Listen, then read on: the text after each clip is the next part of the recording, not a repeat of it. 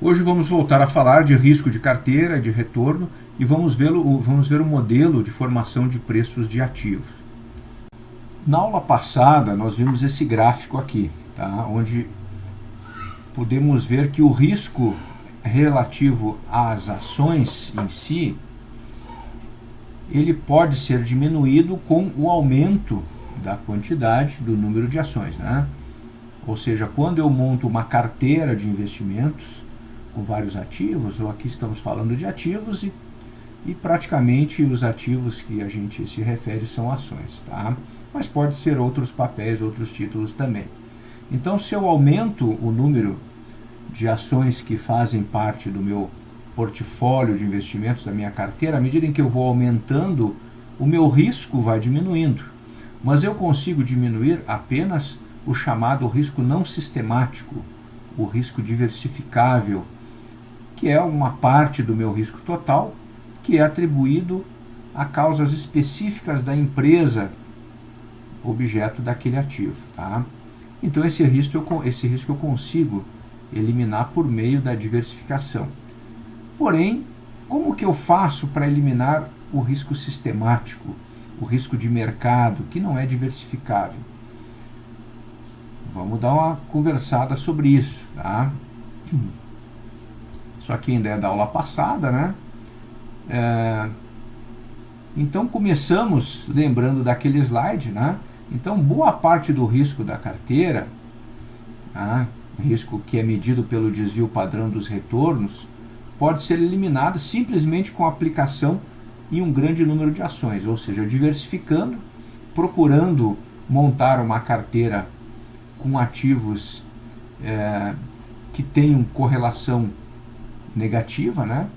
Mais próxima do perfeito, ou seja, quando determinados cenários são ruins para uns, devem ser bons para outros e vice-versa, tá?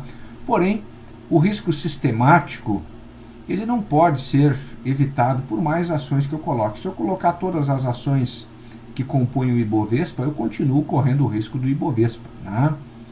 Porque essa variabilidade que está relacionada ao risco é causada por eventos que vão afetar a maioria das ações de forma semelhante, tá?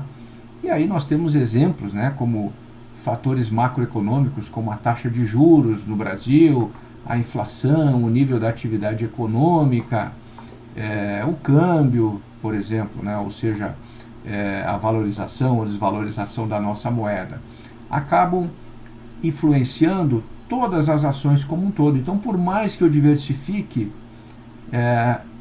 eu não consigo diminuir aquele risco sistemático que está relacionado ao mercado, tá? Pensando nisso, há muito tempo atrás, há mais de 60 anos atrás, pesquisadores em finanças, Sharpe, Traynor e Lintner, desenvolveram um modelo de formação de preço de ativos que considera somente o grau de risco sistemático que um ativo possui, tá? Ou seja, eles notaram que as ações caem quando, por exemplo, né, quando as taxas de juros sobem. Mas o que eles observaram? Que nem todas caem na mesma proporção. A média do mercado tem uma determinada queda, mas algumas ações caem um pouquinho mais que a média do mercado, outras caem um pouquinho menos. Até porque a média é formada por diversas oscilações de diversas empresas, né? E aí eles concluíram que se eles conseguissem medir essa variação, né, ou seja, a diferença do quanto cai uma ação em relação à média do mercado, né, eles poderiam desenvolver um modelo para avaliar ativos usando apenas esse tipo de risco, tá? Então, o risco sistemático pode sim ser diminuído utilizando alguns modelos, e nós vamos ver o principal deles, o pioneiro, que é o modelo de formação de preço CAPM. Uma vez que o risco não sistemático, que é o risco da empresa, esse nós já sabemos como resolver. Basta que eu monte uma carteira onde eu tenho correlações negativas, né? E aí eu consigo diminuir o risco sistemático. Agora eu vou ver como, o risco não sistemático, né? Agora eu vou ver como que eu consigo reduzir o risco sistemático relativo ao mercado. Então esse risco sistemático, tá? O risco sistemático que vale para todas as ações, ele varia um pouquinho de ação para ação. Então é importante que eu consiga medir, tá? Essa é a lógica do CAPM, tá? Então, para que eu consiga medir esse risco sistemático de um ativo, tá? Eu preciso comparar o risco da média, o risco de mercado, né? Que é formado por todos os ativos, ou seja, no Brasil pelo índice Bovespa, nos Estados Unidos pelo índice SP 500 da Bolsa de Nova York, né? E meço e comparo com o risco de um ativo individual, tá? Ou seja, quando houve um cenário ruim para o mercado e que todas as ações caíram, tá? Eu meço a média que caiu o mercado e comparo com quanto caiu um ativo específico. Né? Nós estávamos vendo nos exercícios Via Varejo, Petrobras, por exemplo, né? E aí eu comparo, por exemplo, o mercado caiu 5%. Aquela ação da Petrobras, quanto que ela caiu? Ela não vai cair exatamente a média do mercado, ela deverá cair um pouquinho mais ou um pouquinho menos. Eventualmente até poderá coincidir, né? Será que ela cai menos ou será que ela cai mais? E quando ocorre um evento positivo para o mercado, que em média toda sobe, aquela minha ação específica, quanto que ela sobe? Ela sobe um pouquinho menos que o mercado, que é a média do mercado, ou sobe um pouquinho mais, tá? Isso a gente mede graficamente por uma reta, né? E a inclinação dessa reta, o índice beta, vai medir o risco sistemático, que é não diversificável de um único ativo, ok? Então nós vamos ver o que é esse índice beta. Tá? Em geral, empresas de atividade cíclica, como indústria de automóveis, apresentam betas altos. Tá? Ao passo que empresas mais estáveis, relacionadas a serviços públicos, apresentam betas baixos. Tá? Mas o que diabo é esse beta aí, né? O que é? Vamos ver o que é o beta. Tá? Muito bem, então vamos imaginar que eu tenha duas ações ou dois ativos, o ativo S, que é representado por essa linha amarela, e o ativo R, que é representado por essa linha azul. Tá? O que eu vou fazer? Aqui nesse exemplo, eles pegaram o retorno, aqui está mostrado só do S, senão vai ficar muito poluído o gráfico. Pegaram o retorno desse ativo S desde o ano de 1996. Então eu tenho aqui no eixo dos X o retorno do mercado, quanto que o mercado retornou e aqui no eixo dos Y quanto que o ativo retornaria. A média do mercado seria uma linha 45 graus passando pelo zero. Tá? Então vamos ver o que aconteceu com esse ativo S. Em 1996, o mercado retornou, eu descendo aqui, retornou aproximadamente aqui ao 5, né, aqui ao 10, mais ou menos 6 ou 7%. E esse ativo retornou em torno de 5%. Tá? Em 1997, o mercado teve um retorno de cerca de 25%. Esse meu ativo S ele teve um retorno de quase 40% aqui. Tá? E assim por diante. Em 1998, o mercado teve um retorno negativo de 6% mais ou menos, e esse meu ativo teve um retorno de 10%. Em 99, o mercado teve um retorno de 6% mais ou menos, menos 6, né? Teve um prejuízo, né? E esse ativo mais ou menos menos 7,5%. Em 2000, né, e assim vou comparando. E aí eu traço esses pontos, tá? Como que eu traço esses pontos? Comparando retorno de mercado com o retorno do ativo. Então vejam que eu tenho vários pontos vermelhos no meu gráfico. Esses pontos vermelhos, eles comparam então o retorno do ativo com o retorno de mercado. E aí eu, por meio de regressão linear, e vocês aprenderam a fazer isso na estatística, eu consigo traçar uma reta. E essa reta amarela é aquela reta média que representa a média desses pontos. Tá? Eles estão um pouquinho dispersos, eles não vão estar exatamente em cima da reta. Tá? A inclinação dessa reta é o meu beta. Tá? Aqui no caso a inclinação foi de 1,3. A média do mercado seria uma reta que passaria no ponto zero com uma inclinação de 1, exatamente 45 graus. Tá? E aqui eu tenho a reta do meu ativo R, que eu não coloquei os pontos aqui, né? A inclinação dele é menor que a do mercado, a inclinação deu 0,8. Ou seja, o que o beta, né, dessas ações ou desses ativos está me dizendo? Para o ativo S, ele está me dizendo que o retorno do meu ativo S, ele sempre é um pouco maior que a média do mercado, tá? Em torno de 1,3, ou seja, se o mercado teve um retorno de 10% naquele ano, provavelmente o meu ativo S vai ter um retorno de 13%. Tá? Se foi de 20, ele deverá ser de 26. Tá? Se deu uma perda de menos 10 no mercado, ele vai ter uma perda de 13. Então, assim como no lado positivo ele ganha 30% a mais, quando o mercado perde, ele perde 30% a mais também, tá? Para o meu ativo S. Então, ele ganha mais do que o mercado quando o mercado ganha e perde mais quando o mercado perde. Já o ativo R, o beta é menor do que 1, é 0,8, ou seja, em média, né, quando o mercado ganha, por exemplo, se ganhou 20, ele vai ganhar 80% de 20, vai ganhar 16, tá? Só que ele tem um deslocamento aqui, que essas retas não necessariamente passam pelo zero, tá? Mas eu poderia dizer a grosso modo que o ativo R, por ter um beta de 0,80, que quando o mercado ganha, ele ganha só 80% dos ganhos do mercado, tá? Quando o mercado perde, compensação, ele só vai perder 80%, vai perder menos, tá? Então, cada ação, se eu comparar o histórico de retorno delas de um determinado período, eu vou chegar a um beta.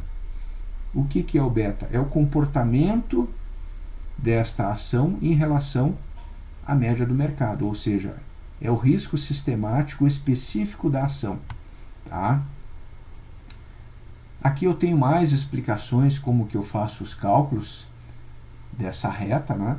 A equação da reta é uma equação do tipo R igual a mais beta vezes R. Tá?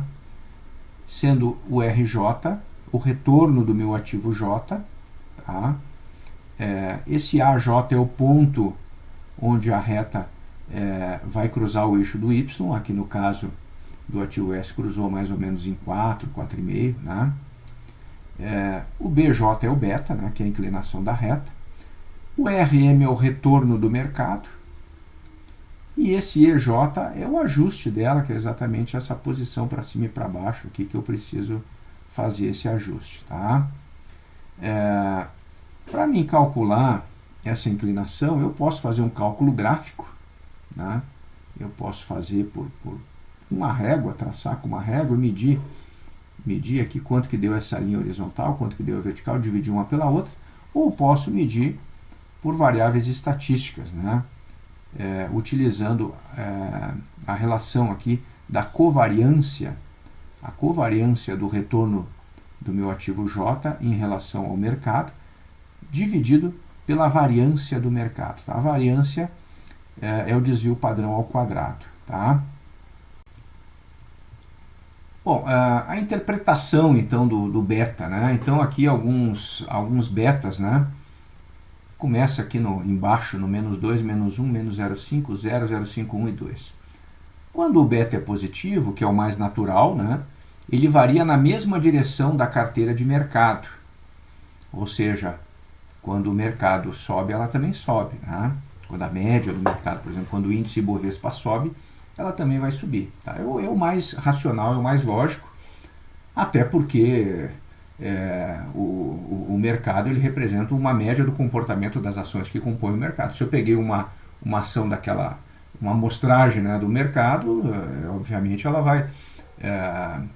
vai variar na mesma direção. Mas pode ocorrer lá uma ação ou outra perdida lá que pode ter uma variação em direção oposta ao mercado. Né? É muito raro. Tá?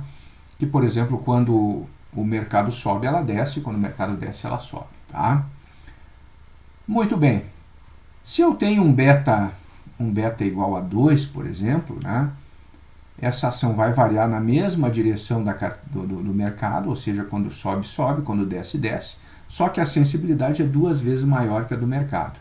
Quando subir 10% o mercado, ela vai subir 20%. Compensação, quando o mercado cair 10%, ela vai cair 20% também. Tá? O 1 é na mesma, seria exatamente igual, seria uma reta com beta igual a 1, 45 graus, né? O mercado subiu 10, ela sobe 10, o mercado caiu 5, ela cai 5. 0,5 a metade, né? Subiu 10, ele vai subir 5, mas caiu 10, vai cair só 5. Tá? 0 também é difícil, não é afetado pelas variações do mercado, e aqui negativa, a mesma coisa, porém ao contrário. Tá? Por exemplo, 1, o mercado subiu 10, ela cai 10, menos 1. Tá? Menos 0,5, o mercado subiu 10, ela cai 5. Menos 2, o mercado subiu 10, ela cai 20. O mercado caiu 10, ela vai subir 20. Tá? É muito raro, ok? Como o Gitman sempre apresenta, né, alguns exemplos de ações, né, então aqui ele coloca o beta de algumas ações. A edição que a gente usa é uma edição um pouco antiga, né, 2002. Depois eu vou mostrar para vocês como é que a gente pode buscar isso lá nas planilhas, né, planilha do Google principalmente. Basta colocar o código da ação e chamar o beta, que ele chama, ele dá o beta automático. Hoje talvez tenha mudado um pouquinho, né, mas não muda muito. Se vocês forem procurar a Amazon, por exemplo, né, quase 2 o beta, né, então o mercado sobe um pouquinho, ela sobe mais. Tá? Anheuser-Busch, 0,60. Banco One, Daimler Chrysler, né, 1,25. Disney, 1,05. Disney é quase igual ao mercado. Né, eBay, Exxon, petroleiras, né, e assim por diante. General Electric, Intel, tecnologias. Né, as de tecnologia, no geral, um pouquinho acima. Né, Merrill Lynch, mercado financeiro, Microsoft, Nike, Pepsi, Qualcomm, Sempra, Walmart, Xerox e Yahoo. Tá? Algumas empresas se fundiram, outras nem existem mais, aqui de 2002. Né? Ok? Muito bem. Bom, agora aprendi a calcular o beta. Né? Então, o que a gente viu? A gente viu ao longo desse capítulo, né? Vimos o que é retorno, vimos o que é risco. O risco está relacionado à perda no sentido de ter retornos menores ou retorno negativo. Vimos que o risco tem uma relação diretamente proporcional ao desvio padrão. Ações que apresentam um histórico de alto desvio padrão têm chance de alto risco. Né? Ou se existe uma probabilidade, a soma das probabilidades dá um desvio padrão alto, então o risco é maior. Vimos que existe uma forma de eu diminuir muito esse risco, que é por meio da carteira de investimentos, que eu consigo diminuir, mas eu não consigo diminuir mais do que a média do mercado. O meu risco pode até chegar a ser igual ao risco do mercado. E agora, utilizando o beta e o modelo CAPM, eu consigo optar por ações com um beta tal que a minha variação vai ser um pouquinho diferente da do mercado. Né? Eu consigo ganhar mais que o mercado e conforme tem um risco até menor que o do mercado. Muito bem, então se eu tenho uma carteira, né, cada ação tem um beta, como é que eu calculo o beta da carteira? Né? Fazendo uma média ponderada. Né? Então, imaginando aqui a carteira V e carteira W do fundo Austin, tá? Austin Fund. A carteira V tem 5 ativos, né? E aqui as suas proporções, 10%, 30%, 20%, 20%, na soma dá 100%, ou 1 no formato centesimal, e aqui o beta de cada um dos ativos. Tá? Na carteira W, aqui as proporções e aqui os betas. Como que eu calculo o beta? Faço a média ponderada, peso vezes o beta. Né? 0,10 vezes 1,65, mais 0,30 vezes 1, mais 0,2 vezes 1,3, e tenho o total, vou ter o beta da minha carteira. E aí eu vou saber o quanto a minha carteira se comportará, né, tudo isso em termos probabilísticos, né, em relação ao mercado. Né? E aí eu posso fazer as minhas escolhas. Olha, eu desejo que a minha carteira tenha um beta de 1,5, e aí eu vou jogando, né, as ações para que ela tenha esse beta. E de repente, isso se eu tenho, é interessante eu ter um beta alto quando existe uma previsão de alta das ações. Né? E aí se o mercado subir 10 e o meu beta for alto, eu vou subir mais. Se o meu beta for 1,5, se a média de mercado for 10, a minha carteira vai dar 15, porque o meu beta é 1,5. Agora, se há uma previsão de queda nos próximos anos, estamos entrando em crise e eu não quero perder, de repente é interessante eu reorganizar minha carteira, mudar minhas posições e optar por uma carteira com beta abaixo de 1. Aqui a carteira W desse fundo, o beta, se você somar, que provavelmente vai dar abaixo de 1. Né? Então, se o mercado cair, a minha carteira vai cair um pouquinho menos. Tá? Então, são ferramentas que eu tenho para mim trabalhar, né, o meu portfólio de investimentos, a minha carteira de investimentos. Tá? Muito bem. Continuando, tá? Então vimos o que é o índice beta. O índice beta, na verdade, ele é um componente do modelo de formação de preços de ativos, tá? Então, o retorno exigido para todos os ativos, ele é formado por duas partes, tá? Uma primeira parte chamada taxa livre de risco e a outra é o prêmio por risco de mercado, tá? A taxa livre de risco seria aquele investimento que não vai ter risco nenhum. Qual seria o investimento que eu poderia fazer que com certeza eu jamais iria perder? Meu dinheiro jamais iria diminuir. Né? Nos Estados Unidos são as letras do Tesouro dos Estados Unidos, que a gente viu que tem um dos retornos mais baixos. A gente viu lá no início retorno de vários investimentos e lá no final da fila tinha a média, né, de retorno das letras do Tesouro americano, que é o investimento mais seguro do mundo. Porém, o seu ganho é um pouquinho pequeno. Vamos lá ver aquele retorno, quanto que é? Lembram dessa tela aqui? Então, quando falamos de retorno, né, o retorno anual médio, ações de grande porte, de pequeno porte, e aqui embaixo as letras do Tesouro americano. Em média deu 3,9% ao ano, e a inflação deu 3,2%.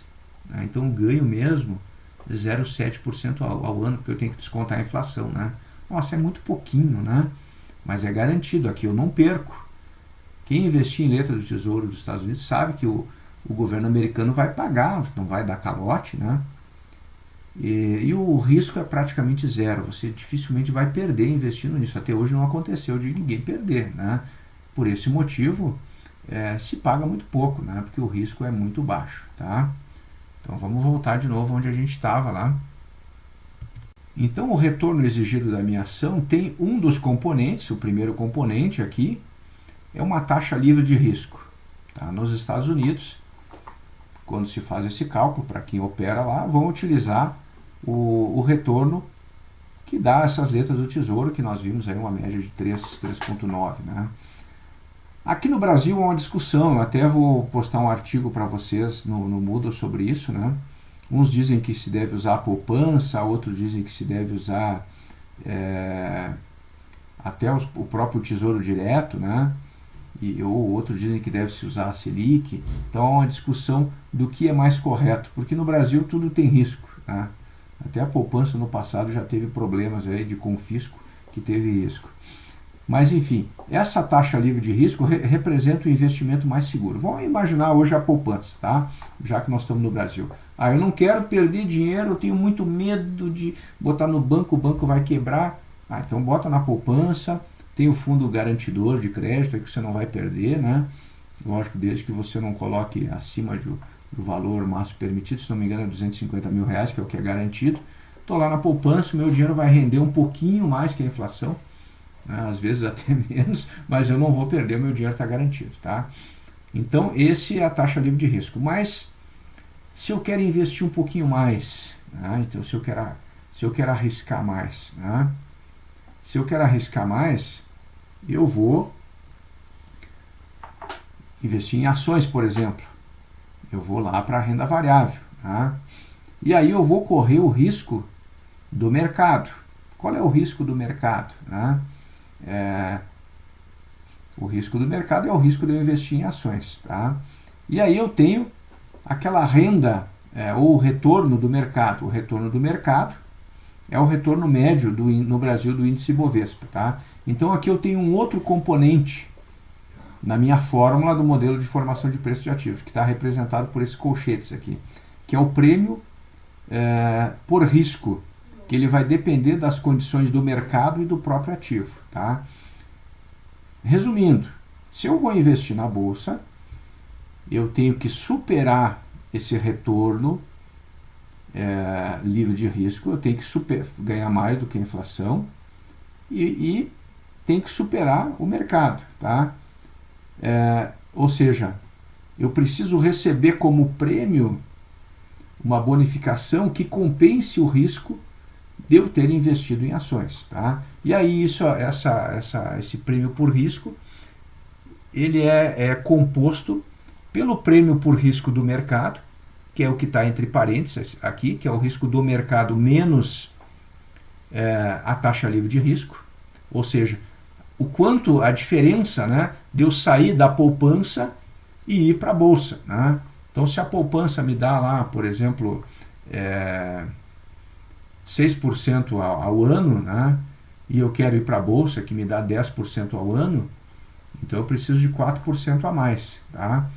Só que, para a minha ação específica ou para aquela minha carteira, esse meu índice aqui ele é multiplicado pelo beta. Tá? Então, se o meu beta for 1,5, eu vou ter 1,5 vezes acima disso aqui. Tá? Então, com isso, se montou esse modelo de formação de preço. Ou seja, o retorno exigido de um investimento é o retorno livre de risco, né, mais a diferença do meu retorno por investir em ações em relação ao livre de risco multiplicado pelo beta, ok?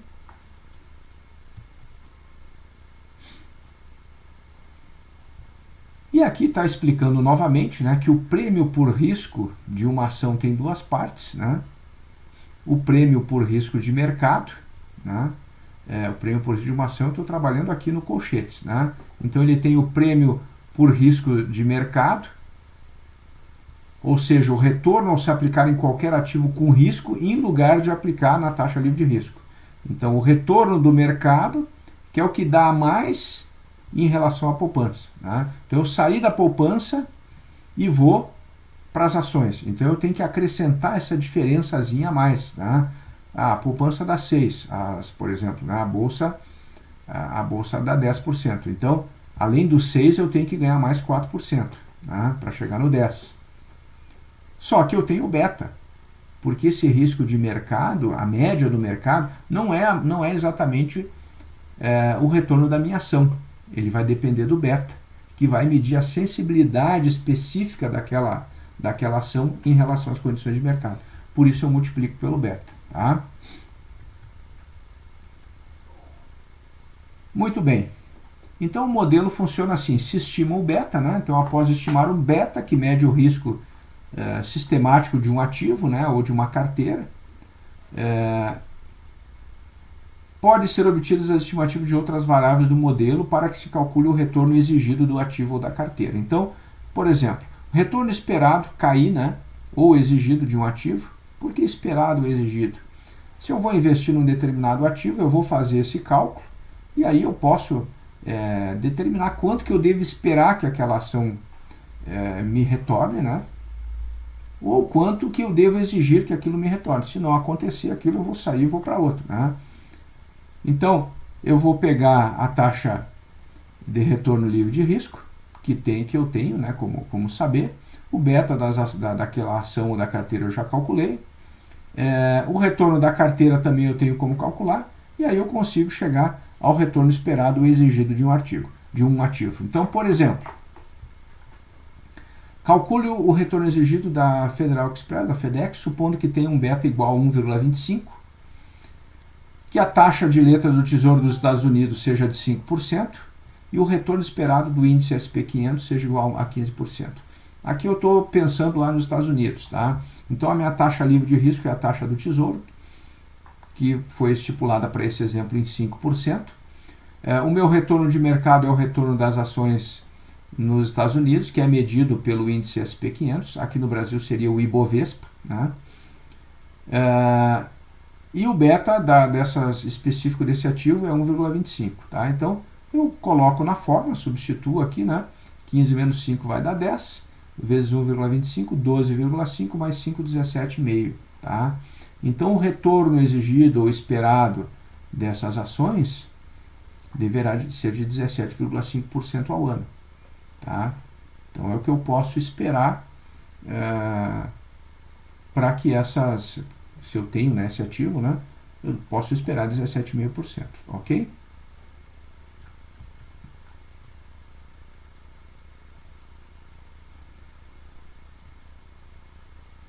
Muito bem. Vamos dar uma comparada gráfica aqui, né?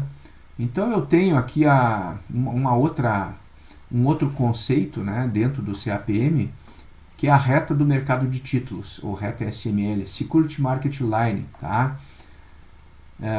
Então eu tenho aqui na linha base aqui, né, a minha taxa livre de risco, taxa rate F de free, né, free rate, né, taxa livre de risco, que é aquela taxa lá do Tesouro Americano, que é 5%, né? Eu tenho que ganhar mais do que isso, porque eu vou investir em ações, tá? E aí no mercado de ações americano, a média está dando 15%, tá? Mas eu quero ganhar acima da média, então eu peguei umas ações com um beta um pouquinho mais alto, tá? O meu beta, se o beta fosse 1, o meu ganho ia ser 15, tá? Mas como o meu beta é 1,25, o meu ganho vai ser 17,5. Então eu estou representando essa equação aqui em forma gráfica, né? Onde eu tenho o meu retorno em função do beta. Cada vez que eu alterar o beta aqui, eu vou estar alterando o valor do meu retorno. Tá? E aí eu posso representar graficamente, né, essa primeira parte aqui, né, que equivale aos 5%, é o meu prêmio por entrar no mercado, mas aqui eu estaria aplicando somente no tesouro, né, mas eu quero pular para as ações. Ao investir em ações, o meu prêmio por estar arriscando, né, em renda variável, em ações, onde existe sempre o risco, o meu prêmio vai ser a expectativa de receber 10% por estar no mercado, 10% acima dos 5% que eu receberia se ficasse nos títulos da dívida americana ou no Brasil a poupança. Ah, resolvi investir em ações. Então eu vou ter um prêmio de 10% esperado. Ah, mas eu investi numa ação específica, eu não comprei a média do mercado. Então essa ação específica que tem um beta acima de 1 vai me dar um prêmio um pouquinho maior, tá? Vai me dar um prêmio, em vez de 10, de 12,5%. É o prêmio por risco do ativo. Ok? Opa! Muito bem. Essa linha de mercado de títulos, ou essa reta de mercado de títulos, Security Market Line, ela pode sofrer alterações ao longo do tempo. Tá? Então ela pode subir ou descer, por exemplo, com aumento ou com a diminuição da inflação. Tá? Então vamos imaginar que a taxa de juros seja de 2%, né? Que seja a taxa livre de risco, aqui, ela está em 7%, tá? Rate free, 7%. Esse 7% representa, se eu for desdobrar ele, né, 5% só de inflação e 2% de ganho real. Tá? Então, se eu for aplicar lá na taxa do Tesouro Americano, ou comparando aqui no Brasil a poupança, imaginando que dê isso, né, não necessariamente está dando isso hoje. Tá? A poupança, vamos pensar em poupança. A poupança está dando 7% ao ano e a inflação está dando 2%. Opa, então se a inflação está dando 2%, acima da... e a inflação está... Aliás, se a poupança está dando 7% e a inflação está dando 5%, o meu ganho real é 2%. Né? Eu não posso dizer, ganhei 7%. Investi 100 mil, depois de um ano eu tenho 107. R$7 é lucro. Não. O lucro é só 2%, porque 5% é a inflação, é a perda do valor financeiro. Tá? Então, imaginando nesse caso, que eu tenho 2% de juros reais, mais 5% de inflação, e aí eu recebo um pagamento da poupança aqui de 7%. Mas aí, eu quero investir no mercado, né? E aí o risco do mercado, para esse primeiro caso, ele está em 11, tá?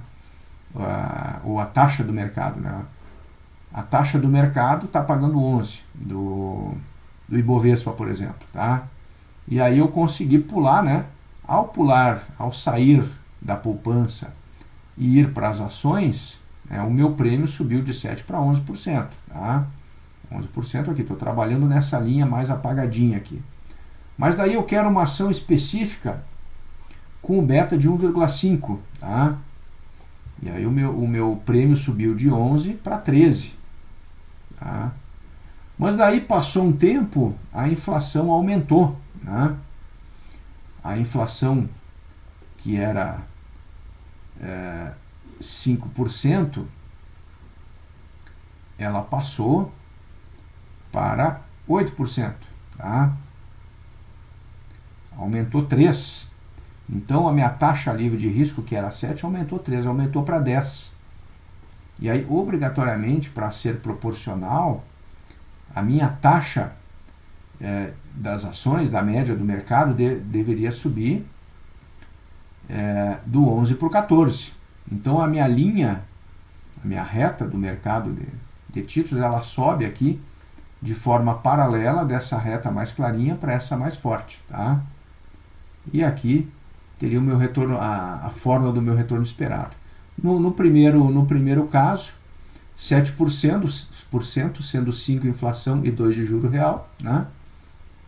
E aí mais o beta, e aí o beta depende, pode ser 1, pode ser 1,5, depende da ação.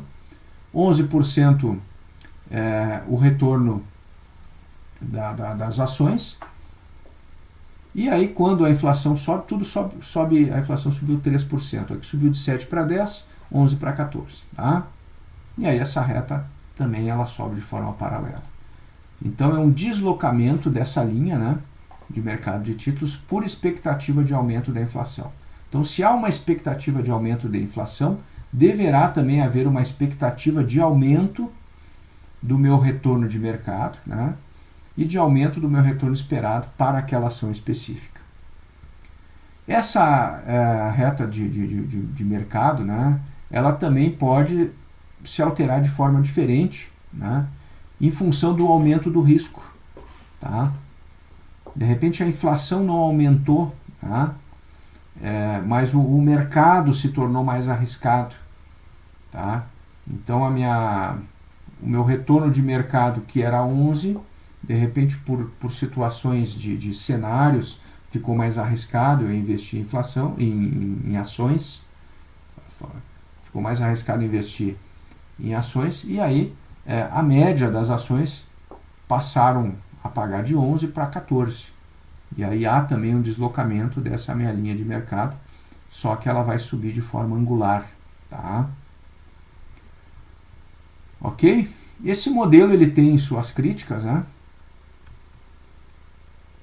O modelo CAPM, vocês dão uma lida nos artigos aí, que há algumas críticas, algumas propostas de modelos um pouquinho complementares, que além dessa fórmula colocam outros termos lá no final da fórmula, né? Então ele se apoia em dados históricos, né? Então esse beta ele pode ou não refletir a variabilidade futura. Então você está imaginando, você pega dados passados para estimar o beta e imagina que futuramente aquelas ações ou o mercado vai se comportar de forma parecida com o passado, o que não necessariamente é real, né? Então o beta você calculou ele com histórico. Você pode pegar históricos mais curtos ou mais longos. Nós estamos em 2021, eu posso pegar 2010 a 2020, ou posso pegar lá de 1950 até hoje, se foram ativos antigos, né? E verificar o comportamento do beta, se ele tem mudado, tá? Então, ele não é exato, né? É uma aproximação, você vai ter o retorno exigido que o modelo apresenta é uma aproximação, há uma probabilidade que seja isso, mas nada é certo, né? Outra coisa, o CAPM também supõe que os mercados são eficientes, o que não necessariamente é uma realidade, né? Quem compra e quem vende nos mercados são as pessoas, né? As pessoas estão sujeitas às variações mais loucas possíveis, né? Então, embora o mundo perfeito dos mercados eficientes pareça pouco realista, há estudos que têm fornecido evidências favoráveis à existência de relação, né, entre as expectativas descritas pelo modelo, né, e o comportamento dos ativos. Então, apesar de ser uma aproximação, apesar de poder não ter garantia nenhuma que vai dar certo, né, historicamente se mostra que é um modelo que se aproxima muito da realidade. Tá bom?